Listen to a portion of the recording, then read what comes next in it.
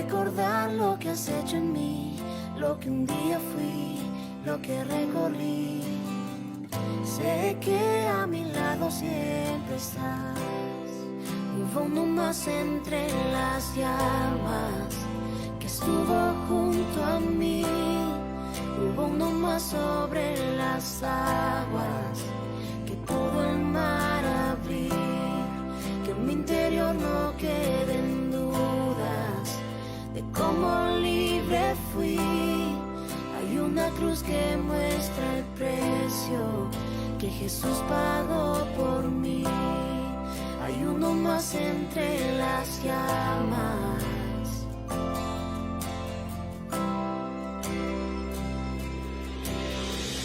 Y en las aguas hundiste mi pasado. Ahora sé que un esclavo al pecado no soy. Al tropezar en mi caminar, me levantaré, yo persistiré. Miro al frente y no volveré nunca atrás. Yo sé que a mi lado siempre estás. Hay uno más entre las llamas. Está hoy junto a mí. Hay uno más sobre las aguas que puede el mar abrir. En mi interior no quedan dudas de cómo libre fui. El mismo que venció la tumba ahora vive en mí. Hay uno más entre las llamas. Oh, oh, hay uno más entre las llamas. Oh, oh, tú los vencerás. Las tinieblas a tus pies se rendirán. Rugirá tu voz desde el cielo y los muros caerán. Ya es libertad, las cadenas ante ti se romperán. Nada nos separa, nada nos separa.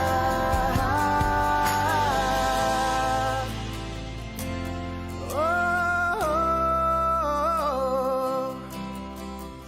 no hay nombre igual al nombre de Cristo. Y el que fue, el que es y por siempre será. Aunque no sepa lo que vendrá, sé que tu verdad nunca fallará. Yo sé que a mi lado siempre estás.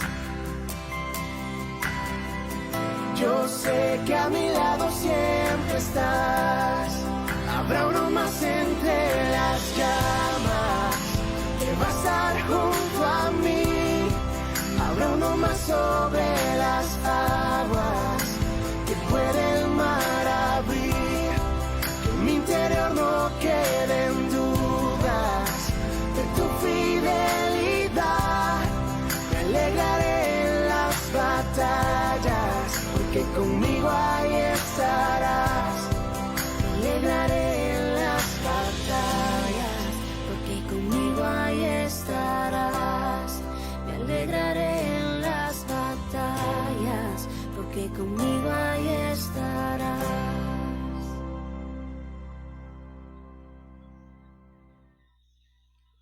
Muy buenas noches, hermanos, ¿cómo están? Bien, bien. Qué gusto saludarlos. Un miércoles más. Espero que me escuchen bien. Hoy tuve que hacerlo desde aquí, desde mi casa, el estudio. Tuvimos algunos problemas con el internet en la iglesia, pero bueno, esperemos que aquí no falle. Siempre es un tema esto de la tecnología, pero gracias a Dios aquí estamos y esperemos que todos se puedan conectar. Un saludo a todos por allá. Un saludo a la hermana Chivis, me enteré que es su cumpleaños. Felicidades. Y bueno, ¿qué te parece si me acompañas a orar para poner este tiempo en manos de Dios? Señor, te damos gracias, Padre, por tu misericordia, por tu amor, por tu bondad. Y gracias, Señor, porque tú eres bueno, Padre. Gracias porque tú nos permites reunirnos así a la distancia para estudiar tu palabra, que es lo más importante. Señor, te pedimos que este tiempo tú lo dispongas para glorificarte, para hablarnos, para mostrarnos tu verdad, y que tu Espíritu Santo, Señor, nos guíe y nos dirija. Que seas tú hablando a nosotros, Señor, porque te necesitamos de tu dirección, de tu consejo y de la verdad de tu evangelio, Padre. Ponemos tiempo en tus manos, en el nombre de Cristo Jesús. Amén. Muy bien. Bueno, creo que sí me escuchan. Entonces vamos a empezar hoy. Vamos a estudiar el capítulo 14 de Hechos. Durante 2 o 3 semanas, creo, estuvimos estudiando Hechos 13. Y en Hechos 13, recordando, ¿no?, que fue el inicio del primer viaje misionero entre Bernabé y Pablo. ¿Te acuerdas que salieron de la iglesia de Antioquía a plantar iglesias? Y durante todo el capítulo 13 pues hemos estado viendo la ruta, ¿no? La ruta que han seguido Bernabé y Pablo. Si te acuerdas, después de Antioquía, que es de donde partieron, fueron a la isla de Chipre. Ahí estuvieron predicando en 2 ciudades, Salamina y Pafos. De ahí se van a otra región, a otra provincia que es Panfilia, y después llegan a una ciudad pues muy importante llamada Antioquía de Pisidia. Y ahí tanto el hermano Rafa como el hermano Mauricio nos estuvieron compartiendo el mensaje que Pablo y Bernabé estuvieron dando en Antioquía, el mensaje del evangelio prácticamente. Y vemos que los gentiles recibieron el mensaje de una manera muy buena, ¿no? El mensaje de salvación a través de Jesucristo, solamente a través de Jesucristo. Y ahí en Hechos 13, versículo 48 dice: los gentiles, oyendo esto, se regocijaban y glorificaban la palabra del Señor, y creyeron todos los que estaban ordenados para vida eterna. Entonces ves cómo los gentiles, es decir, la gente que no era judía, recibió con mucho gozo el mensaje del evangelio. Dijeron: wow, Dios, no solo a los judíos, sino que la salvación de Dios es para todo aquel que en él cree, ¿no? Para judíos, para no judíos, o sea, gentiles, como tú y como yo. Entonces recibieron el mensaje con mucho gozo. Pero versículo 50 del capítulo 13 dice: pero los judíos instigaron a mujeres piadosas y distinguidas y a los principales de la ciudad, y levantaron persecución contra Pablo y Bernabé, y los expulsaron de sus límites. Entonces ves cómo los judíos seguían hostiles ante el mensaje del evangelio, empezaron una persecución y los expulsaron, básicamente los expulsaron de ahí de la ciudad. Y en el versículo 52 dice: y los discípulos estaban llenos de gozo y del Espíritu Santo. Bueno, poquito antes dice que llegaron a Iconio, los expulsan de Antioquía, llegan a Iconio, que es en la ciudad donde vamos a empezar el estudio el día de hoy. Pero dice que los discípulos estaban llenos de gozo y del Espíritu Santo, ¿no? Y es algo que podemos ver en la vida de los discípulos de la iglesia primitiva, que a través de las persecuciones, de las oposiciones, de lo complejo que era compartir el evangelio dentro del Imperio Romano, ellos siempre estaban llenos del Espíritu Santo y llenos de gozo, y es algo que tenemos que estar muy conscientes de eso, ¿no? Como el gozo cristiano pues es un gozo muy diferente al gozo que el mundo persigue, o el gozo que el mundo ofrece inclusive, ¿no? Generalmente tenemos la idea de que, bueno, quiero estar gozoso, alegre, feliz, etcétera, y eso implica que no hay nada malo, ¿no? O no hay sufrimiento para nada.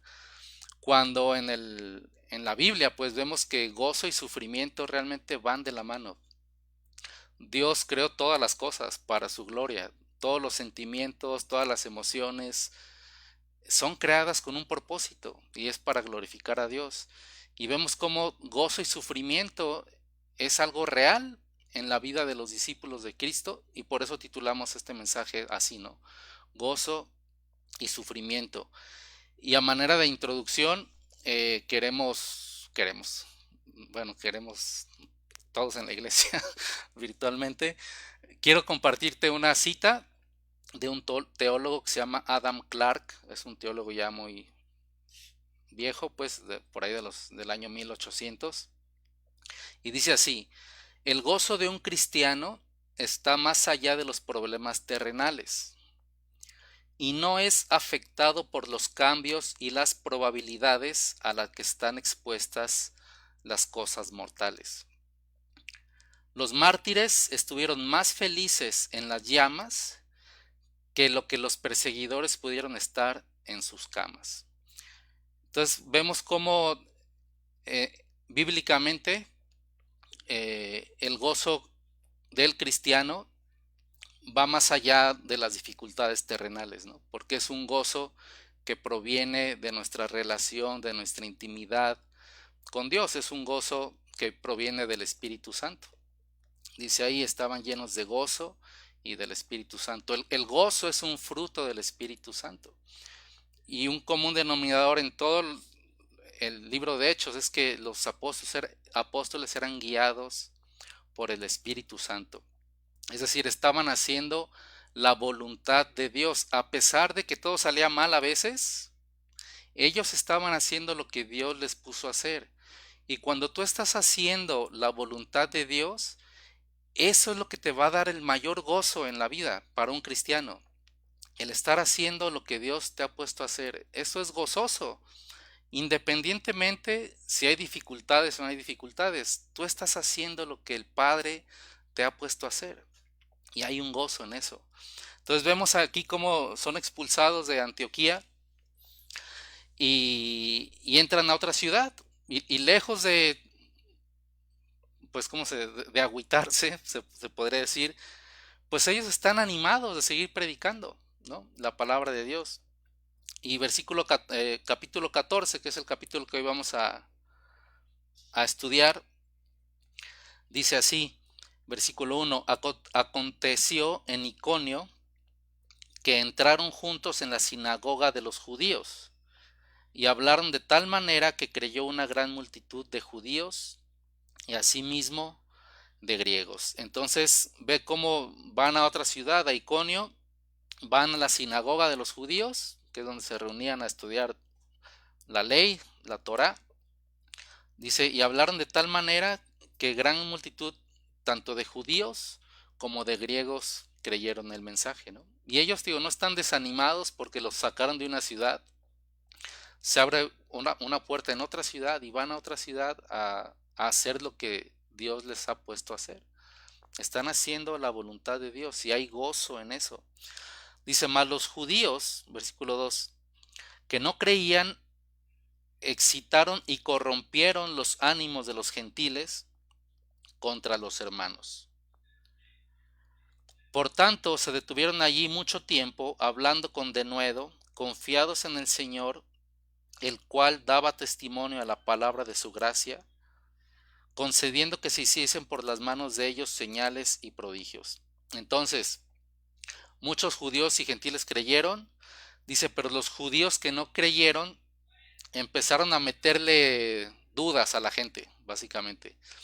Dice que corrompieron los ánimos de los gentiles contra los hermanos. O sea, las gentiles que se habían creído, pues los judíos empezaron a meterles ideas en contra de Pablo y de Bernabé, en contra del mensaje que estaban predicando. Y dudas, ¿no? Al final, dudas. Y siempre en la oposición vamos a encontrar dudas acerca de, ¿será cierto lo que Dios dice en su palabra? O sea, ¿será cierto que Dios me ama y que Dios está conmigo a pesar de los problemas? ¿Y qué pasa si no? ¿No? O sea, siempre va a haber dudas. Pero la palabra de Dios es viva y es eficaz. Y Dios va a darnos testimonio de su presencia, va a darnos testimonio de su verdad. Pero tenemos que estar anclados y en comunión con Él. Y en este caso dice que a pesar de que estaban metiendo dudas en los hermanos que habían creído, dice que estuvieron allí mucho tiempo, el versículo 3. O sea, otra vez, lejos de ser un impedimento para ellos la oposición, ellos estuvieron ahí mucho tiempo aclarando cualquier duda, aclarando cualquier controversia que hubiera acerca de lo que estaban predicando. Dice, hablando con denuedo, confiados en el Señor. Y fíjate cómo es la manera de defenderse de Pablo y de Bernabé. No es debatiendo con los judíos, no es justificándose por qué hacen las cosas, simplemente la manera que ellos están oponiéndose o simplemente batallando con la oposición que está pasando ahí, es que están hablando con denuedo, o sea, están hablando la palabra de Dios. Ellos siguen explicando el Evangelio, ellos siguen hablando el Evangelio. Dice, confiados en quién, en el Señor. Nuestra confianza nunca puede estar puesta en nosotros, ahora sí estudié súper bien, ¿no? Ahora voy a hacerme un súper sermón, ¿no? O ahora no estudié nada y no vas a ir. O sea, siempre nuestra confianza, digo, hay una responsabilidad de nosotros, pero nuestra confianza no está en nosotros, está en el Señor y en su palabra. Dice, confiados en el Señor, el cual daba testimonio a la palabra de su gracia. ¿Y qué es lo que predicaban ellos? Eso, la gracia de Dios. La palabra de su gracia, es decir, el Evangelio, que no solamente la salvación era para los judíos o para un pueblo elegido por Dios, sino que la salvación era para todo el mundo. Dios quería salvar al mundo de tal manera que Él entregó a su Hijo. Él mismo dio su vida para salvación de todo aquel que en Él cree. Y dice que daba testimonio a la palabra de su gracia, concediendo que se hicieran por las manos de ellos señales y prodigios. Entonces, la manera que Dios estaba respaldando a los apóstoles, de decir lo que ellos están hablando es de parte mía, de parte de Dios, es que por medio de los apóstoles estaban haciendo señales y prodigios, estaban haciendo milagros, ¿no? Y muchas veces nosotros pensaremos, ay, ¿por qué el Señor no hace milagros con nosotros para que la gente crea? Que la gente vea que sí es de Dios, que haga algo impresionante Dios para poder ver que es de Él, todo esto. Pero ahorita vamos a ver cómo los milagros y las señales y los prodigios no son suficientes para que la gente crea en el Evangelio. No son suficientes para que la gente ponga su fe en Dios, los milagros y los prodigios. Entonces, no necesitamos de eso realmente. Necesitamos de su Espíritu Santo. Necesitamos que Dios obre a través de nosotros como sus servidores y que el Espíritu Santo convenza a las personas de que el mensaje que están escuchando viene de parte de Dios.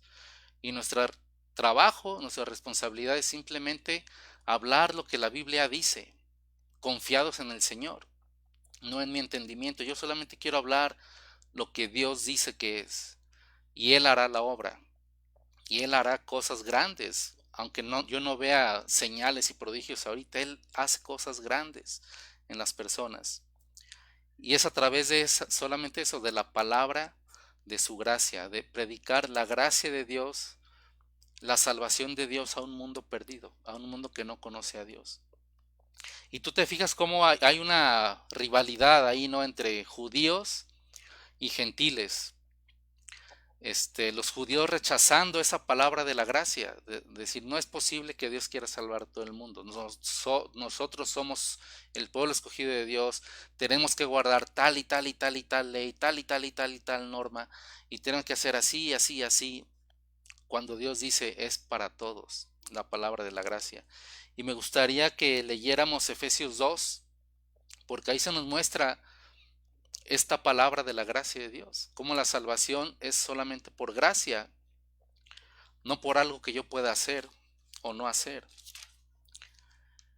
Es Efesios 2, vamos a leer del versículo 13 al versículo 18. Entonces acuérdate cómo hay una rivalidad entre judíos y gentiles, ¿no? Y ve lo que dice el versículo 13 de Efesios 2.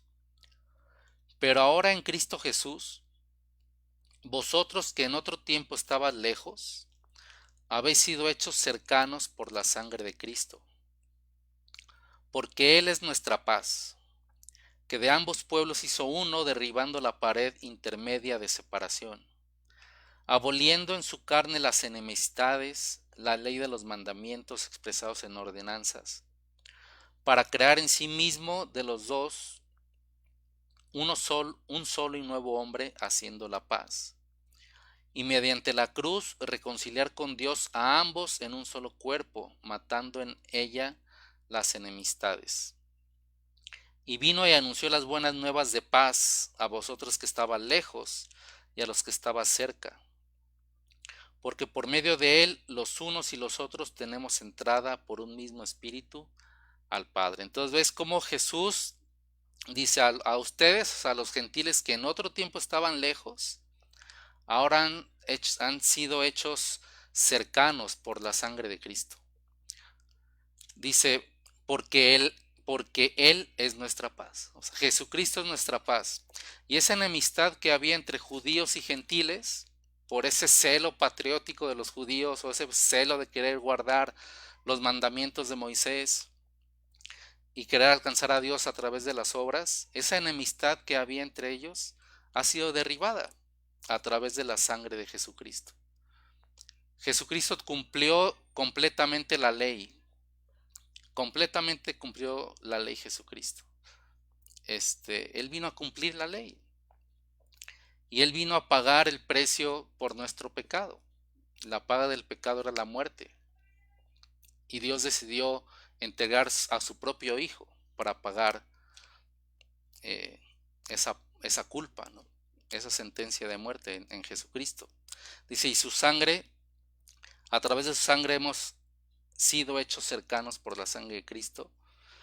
Él es nuestra paz, derribando la pared intermedia de separación.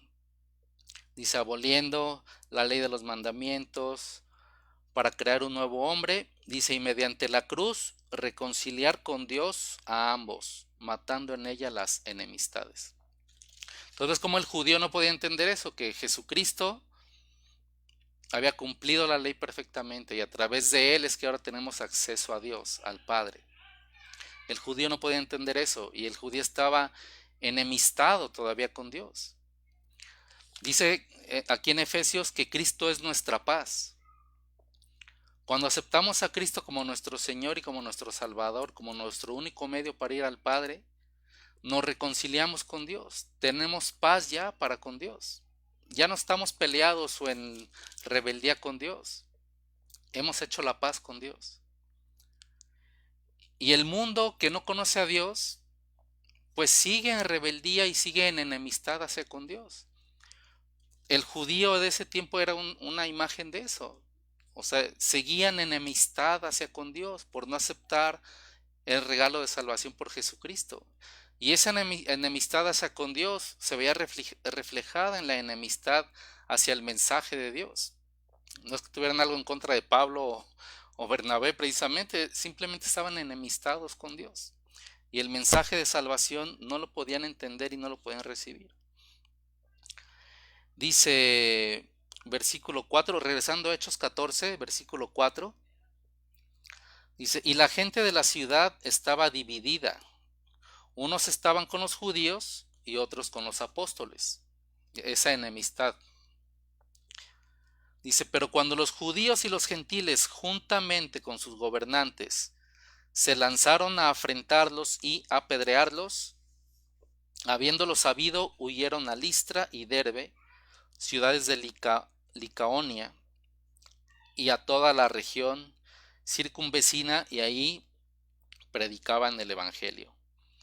Entonces, te digo, la enemistad estaba ahí, había una división. Dice, unos estaban con los judíos y otros estaban con los apóstoles.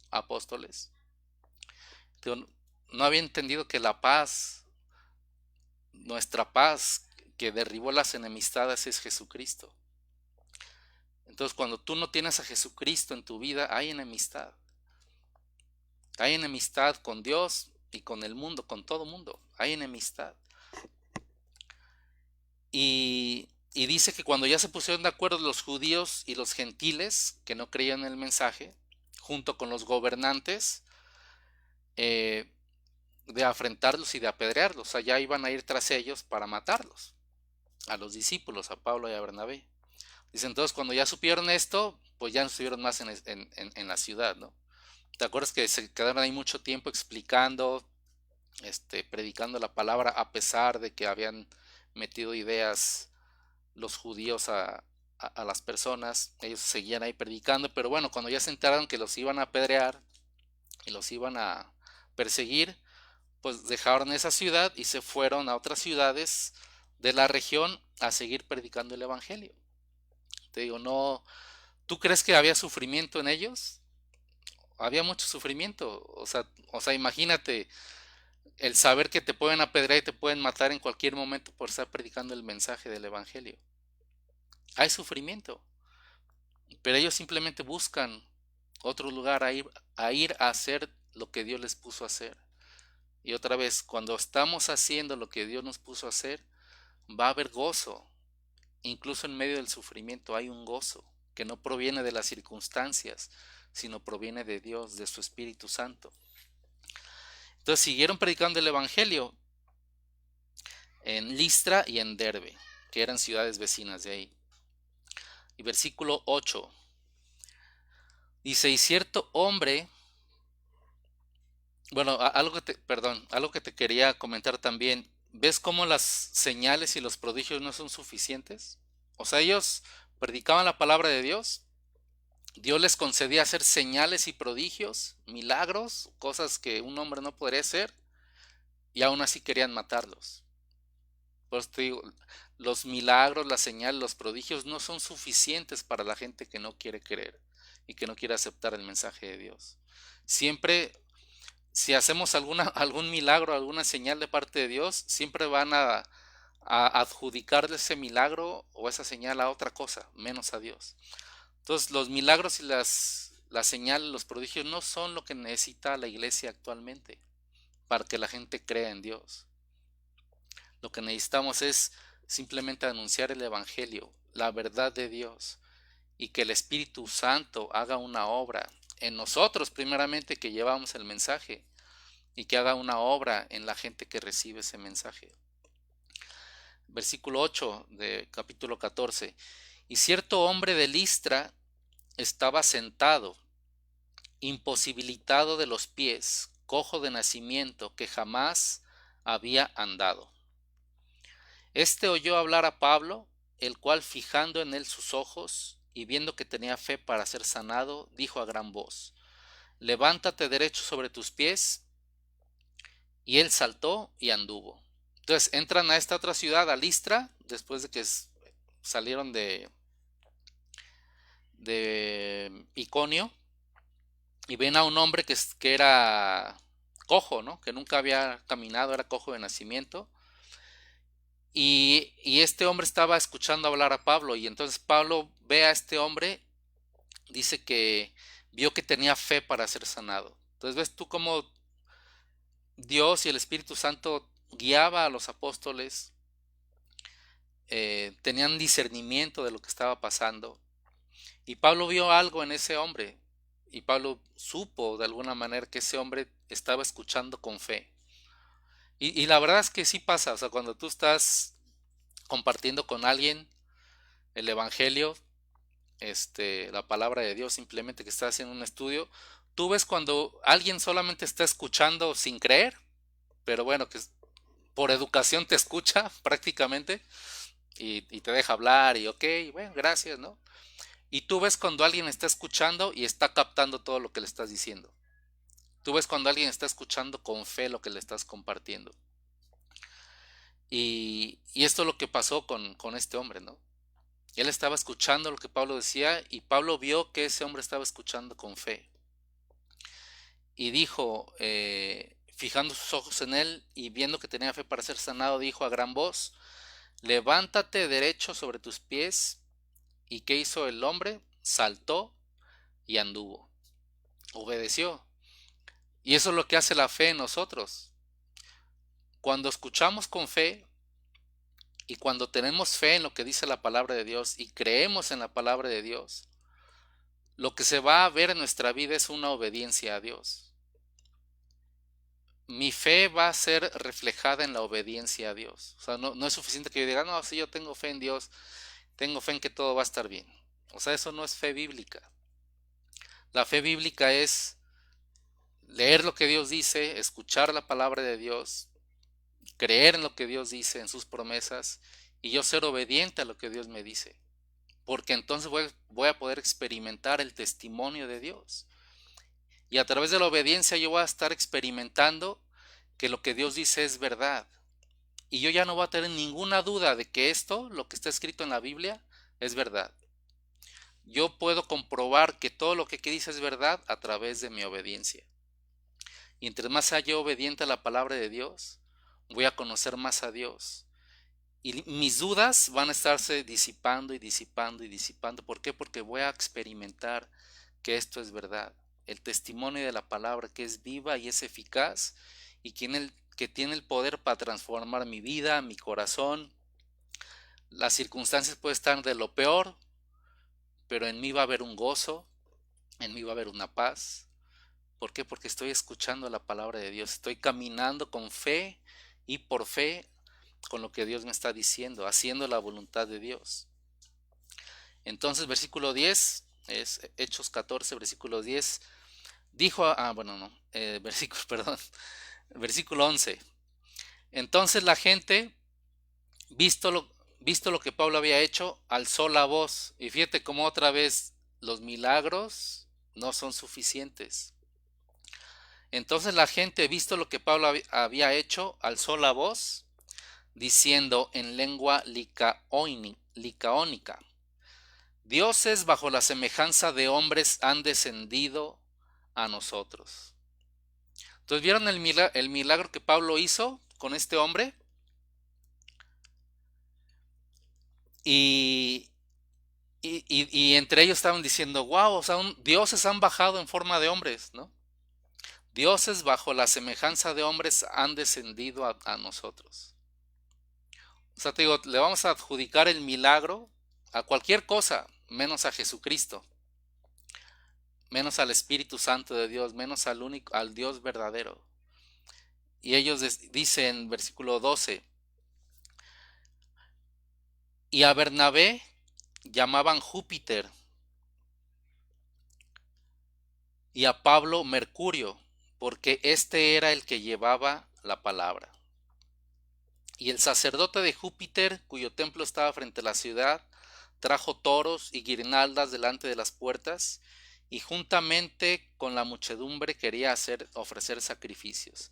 Entonces, cuando nosotros en nuestra vida, o el hombre en general, cuando vemos un milagro, pero realmente no somos creyentes en Jesucristo, y vemos un milagro, siempre queremos adjudicar ese milagro a alguien más, y siempre estamos buscando la gloria del hombre.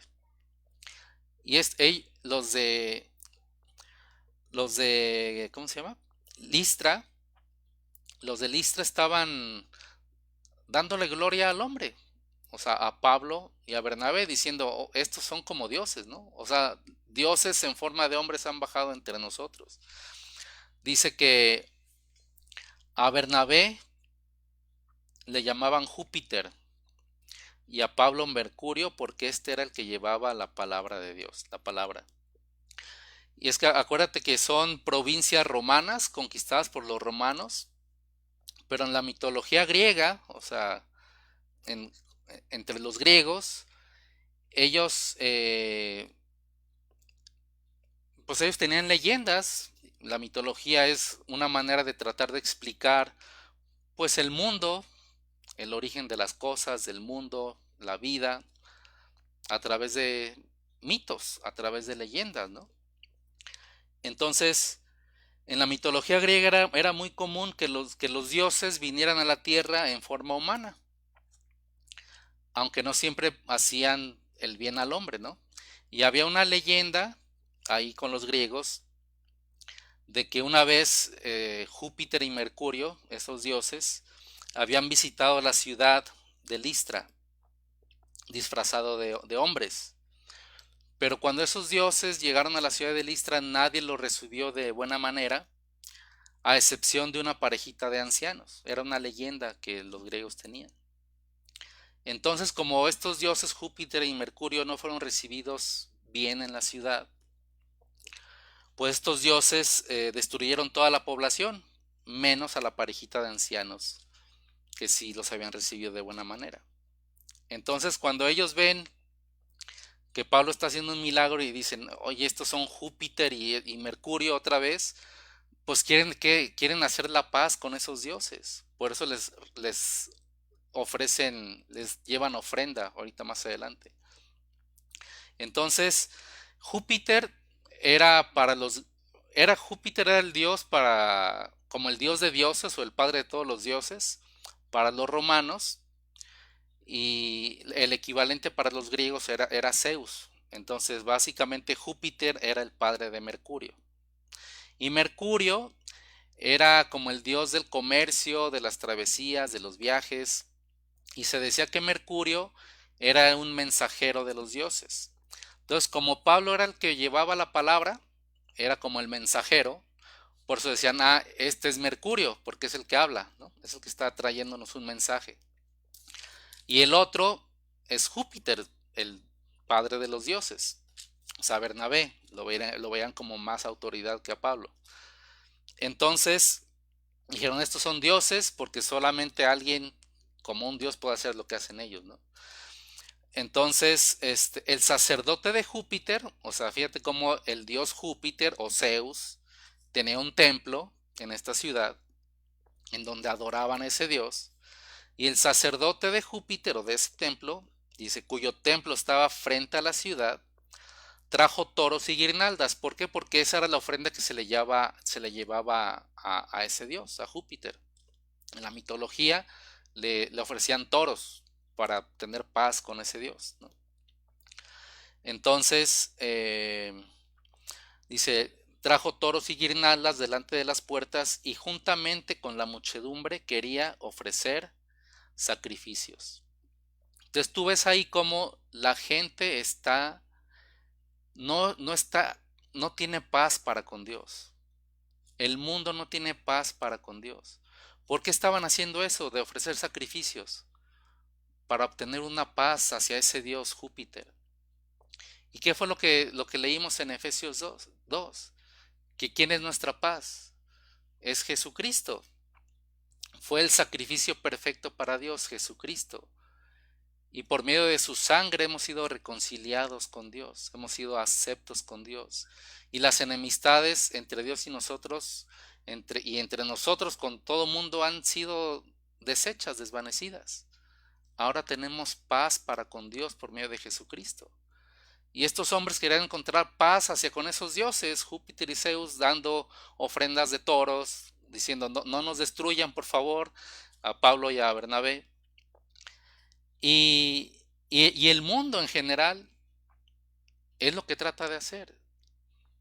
Aunque el mundo diga que no cree en Dios, quiere estar alineado con el universo o en lo que crea el mundo, ¿no? Pero tú quieres hacer algo para encontrar esa paz. Porque sabes, dentro de ti sabes que hay una enemistad con algo. A veces hasta contigo mismo estás enojado y no sabes ni por qué. Pero en nuestro corazón hay una ruptura. Es una enemistad que tenemos con Dios. Y se ve reflejada de muchas maneras. Y el mundo quiere encontrar esa paz, pero no sabe cómo encontrar esa paz. Y solo Jesucristo es nuestra paz. Dice el versículo 14 de Hechos 14. Cuando lo oyeron los apóstoles Bernabé y Pablo, rasgaron sus ropas y se lanzaron entre la multitud, dando voces y diciendo, varones, ¿por qué hacéis esto? Nosotros también somos hombres semejantes a ustedes, que os anunciamos que de estas vanidades os convirtáis al Dios vivo, que hizo el cielo y la tierra, el mar y todo lo que en ellos hay. Entonces, o sea, imagínate la frustración para los apóstoles. Van a predicar el Evangelio de Jesucristo, en él hay salvación, hacen milagros, hacen que un cojo pueda caminar, Y lejos de todo eso, de decir, wow, Jesucristo es Dios, ¿no? O wow, del mensaje de la salvación, vamos a creerlo. No, ellos dicen, ustedes son dioses y les quieren ofrecer toros a ellos. Y Pablo se rasga las vestiduras, dice, o sea, es como, o sea, es una frustración tremenda. Nosotros somos semejantes a ustedes, hombres. Lo único que estamos haciendo es anunciándoles que se conviertan de estas vanidades, de estas cosas huecas, de estas filosofías, mentiras, leyendas, mitos, de todo esto que tú te has armado como hombre para tratar de explicar todo el mundo y todo el universo, tu existencia a través de múltiples dioses, etcétera. Todo eso es vanidad. Dice, lo único que te estamos diciendo es que te conviertas de esas vanidades al Dios vivo, que hizo el cielo y la tierra y el mar y todo lo que en ellos hay. Entonces, Pablo le está hablando de una manera muy humana, ¿no? Ni siquiera le está hablando del Antiguo Testamento, son griegos, son gentiles, ellos no saben, no conocen la ley de Dios nada.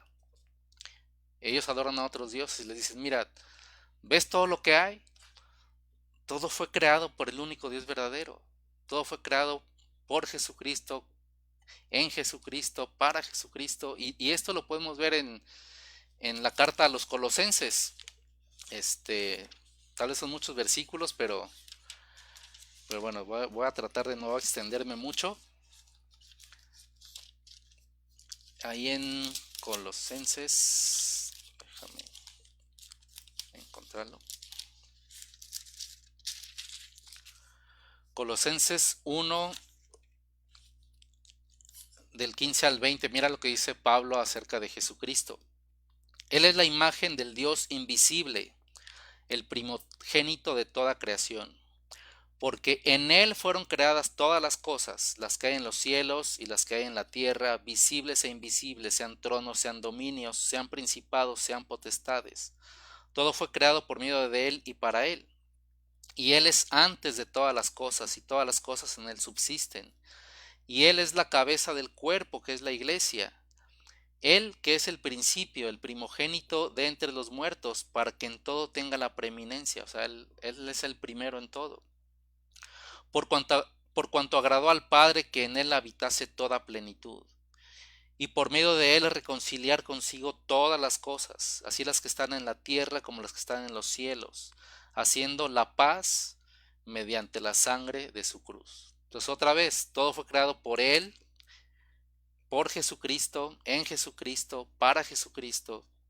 Él fue el primero en todo. Y Él debe ser el primero en todo.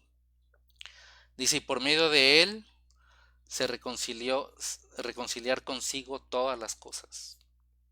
Dice, haciendo la paz mediante la sangre de su cruz. Entonces otra vez, la reconciliación con Dios, la paz para con Dios que el mundo busca, la paz que el mundo busca, que no sabe que es una paz que solo Dios da, es solamente a través de Jesucristo. No es a través de otro sacrificio, no es a través de alinear tus chakras con el universo, no es a través de nada de eso. Todo eso se queda muy corto con el Dios que creó todas las cosas. Solo es a través de Él mismo que nos podemos reconciliar con Él, por medio de Jesucristo.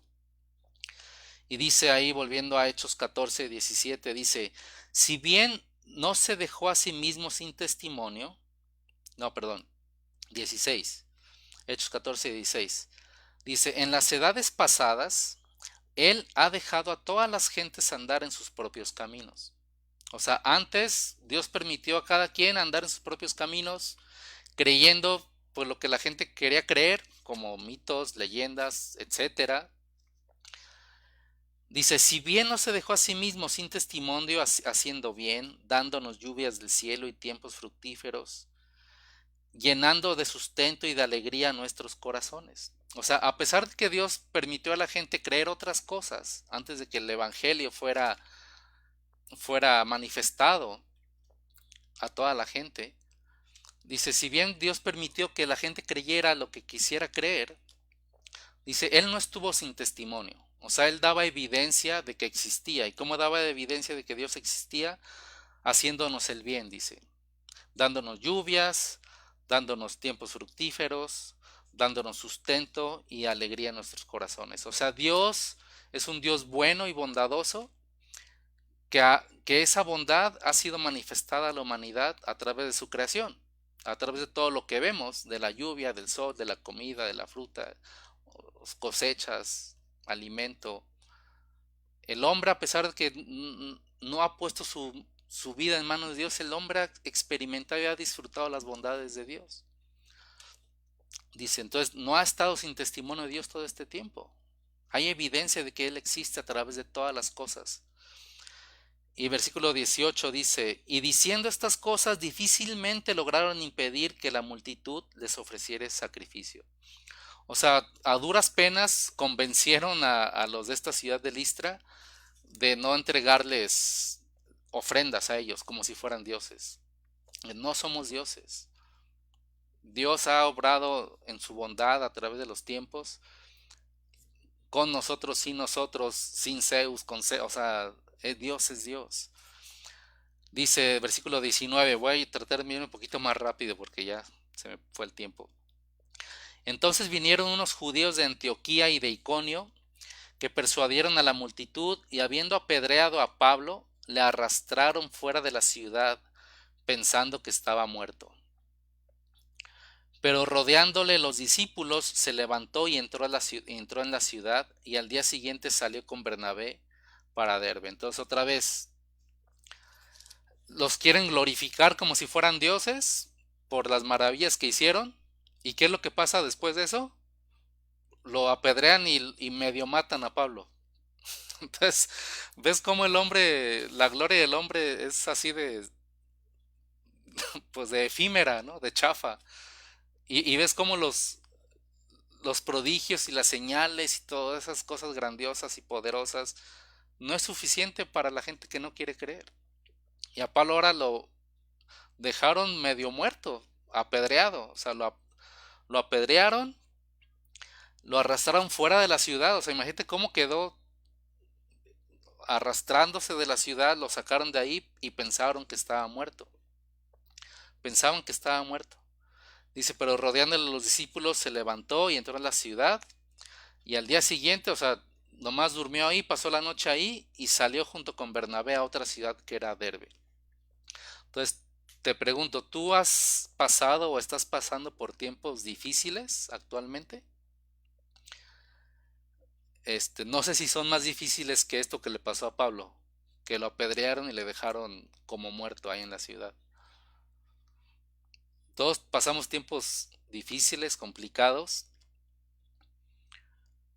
pero para el cristiano las circunstancias no son un estorbo para tener una relación íntima con Dios. De hecho, en los peores momentos, en los momentos de mayor oscuridad, de sufrimiento, es donde Dios puede manifestarse de una manera tan particular a cada uno de nosotros. De hecho, Pablo en 2 de Corintios 12 narra, dice, hace 14 años conozco a un hombre, bla, bla, bla, pero muchos creen que Pablo relata lo que él vivió, lo que sucedió cuando lo apedrearon y quedó ahí medio muerto. Tal vez sí murió, no sabemos qué pasó, pero Pablo nos relata lo que pasó, lo que él se acuerda. Dice, 2 de Corintios 12, del 12 al 14, dice, conozco a un hombre en Cristo que hace 14 años, si en el cuerpo no lo sé, si fuera del cuerpo no lo sé. O sea, si estaba muerto no lo sé, solo Dios sabe, dice. Solo Dios lo sabe. Fue arrebatado hasta el tercer cielo. Y conozco a tal hombre, si en el cuerpo o fuera del cuerpo no lo sé, Dios lo sabe, que fue arrebatado al paraíso, donde oyó palabras inefables que no le es dado al hombre expresar. Entonces dice Pablo, hace 14 años me sucedió algo, que no sé si morí o no morí, pero fui llevado al tercer cielo, es decir, fui llevado a la presencia de Dios, fui llevado al paraíso. Dice, y ahí oí palabras inefables, o sea, algo que son tan gloriosas, tan maravillosas, que el hombre simplemente no las puede expresar y no las puede contar. Pablo vio la gloria de Dios. En medio de ese sufrimiento, dice, estuve en la presencia de Dios y vi cosas tan gloriosas que simplemente no se pueden expresar ni contar. Y hubo un gozo para Pablo en ese momento. Gozo y sufrimiento van de la mano para el cristiano. Muchas veces pensamos que estoy sufriendo es porque Dios ya me dejó. No, si estás sufriendo es porque Dios quiere mostrar algo realmente glorioso de Él para ti. Y solamente la persona que está atravesando por ese momento difícil, si se aferra a Dios y a sus promesas y a su palabra, y en fe camina en obediencia hacia Dios, Él va a conocer atributos y cosas de Dios que solamente Él va a poder entender y experimentar y disfrutar, y que por más que las platique a otra persona, pues la otra persona no lo ha vivido. Pero el sufrimiento nos lleva a intimar y a depender más de Dios, no de mí, sino en Dios. Y Pablo está experimentando eso. Hay gozo y sufrimiento, hay gozo en medio del sufrimiento. Dice versículo 21. Y después de anunciar el evangelio a aquella ciudad y de hacer muchos discípulos, volvieron a Listra, a Iconio y a Antioquía, confirmando los ánimos de los discípulos, exhortándoles a que permaneciesen en la fe y diciéndoles, es necesario que a través de muchas tribulaciones entremos en el reino de Dios. Entonces, así como siguieron el camino de ida de este primer viaje misionero, por ese mismo camino regresaron, confirmando a los que habían creído, dejando líderes, ancianos en las iglesias a las cuales ya habían predicado el evangelio, y exhortándolos y animándoles a que permanecieran en la fe y explicándoles, es necesario que a través de muchas tribulaciones entremos en el reino de Dios. Muchas tribulaciones entremos en el reino de Dios. Estamos en un mundo caído. Jesucristo vino a inaugurar el reino de Dios. Dijo, el reino de los cielos se ha acercado. Y él prometió que un día el reino de Dios va a ser instaurado en la tierra completamente. Un reino perfecto, inconmovible. Jesucristo mismo reinando sobre la tierra. Pero el camino para llegar a ese reino de Dios, ese reino glorioso de Dios, está lleno de dificultades, de tribulaciones. Pero nosotros ya pertenecemos a ese reino. Nosotros ya somos hombres que viven bajo el reino de Dios.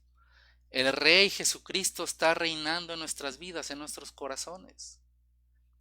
Y va a haber dificultades y va a haber tribulaciones, pero es necesario eso para poder experimentar la bondad, la plenitud, la gloria de ese Rey.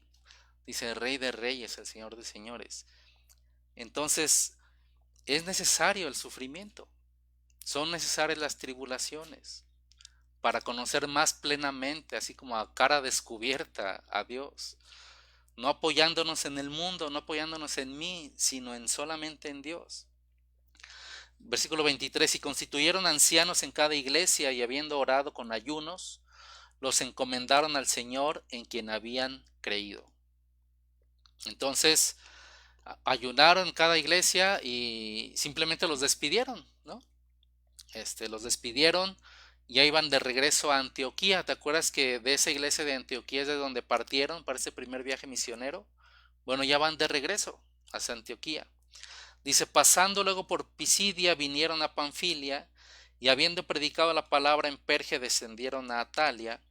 De allí navegaron a Antioquía, desde donde habían sido encomendados a la gracia de Dios para la obra que habían cumplido. Entonces, cumplieron la obra que Dios les encomendó en ese momento. Y otra vez, va a haber gozo cuando tú estás haciendo la obra que Dios te ha puesto a hacer. Va a haber gozo cuando tú estás haciendo la voluntad de Dios. Independientemente de todo lo demás y del sufrimiento, hay un gozo al estar haciendo la voluntad de Dios. Entonces, ellos habían cumplido la obra que se les había encargado. Dice, y habiendo llegado y reunido a la iglesia, refirieron cuán grandes cosas había hecho Dios con ellos y cómo había abierto la puerta de la fe a los gentiles, y se quedaron allí mucho tiempo con los discípulos. Entonces, qué padre poder regresar a la iglesia de donde tú fuiste enviado, ¿no? Alrededor de un año fue que tomaba este primer viaje misionero, este, después de muchas tribulaciones, de muchas complicaciones, ellos regresan a la iglesia de donde salieron, de donde partieron, y platican y contaron cuán grandes cosas había hecho Dios con ellos. O sea, cuán grandes cosas hizo Dios con ellos. Y lo que refieren ellos es cómo había abierto la puerta de la fe a los gentiles. O sea, ni siquiera contaron, sanamos a un cojo, a Pablo medio lo mataron, pero Dios lo resucitó. O sea, eso no dice aquí, dice que estaban maravillados por la forma en que Dios había abierto la puerta y la fe a los gentiles. La salvación de las personas era lo que les preocupaba a ellos, que conocieran el mensaje de la verdad, que dejaran las fábulas, las mitos, cosas vanas, cosas huecas, y que conozcan la verdad de Dios en Jesucristo. Y si se quedaron allí mucho tiempo con los discípulos. Mucho tiempo estuvieron ahí antes de empezar el segundo viaje misionero. Entonces, imagínate el gozo que hubo en ellos al regresar a su iglesia de donde fueron enviados, al poder compartir todo esto con los hermanos. Y hay gozo y sufrimiento. Y es necesario que a través de muchas tribulaciones entremos en el reino de los cielos. ¿Sale? Entonces, si estás pasando por dificultades, por sufrimiento, ten fe, ten ánimo, agárrate de Dios, agárrate de su palabra, de sus promesas. Sé obediente a lo que Dios te pide hacer. Y créeme que otra vez, cuando estás haciendo lo que Dios te pide hacer, va a haber gozo en ti, a pesar del sufrimiento. Como conclusión, te voy a dar una frase, una cita de un pastor que se llama Warren Wiersbe. No sé si así se pronuncia, pero ese es mi inglés. Dice, las cimas del ministerio aparecen a menudo acompañadas de valles profundos de desilusión y desaliento. Entonces, cuando Dios está por hacer algo grande en la iglesia, algo grande en el ministerio, algo grande en tu vida, dice, muchas veces va acompañada con valles profundos de desilusión y de desaliento. Gozo y sufrimiento van de la mano para Dios siempre. Si estás en sufrimiento, gózate porque Dios está preparando algo grande, algo fuerte para ti. No para gloria tuya, sino para gloria de Dios. Y es lo que queremos ver, a Dios glorificándose en nuestras vidas. ¿Sale?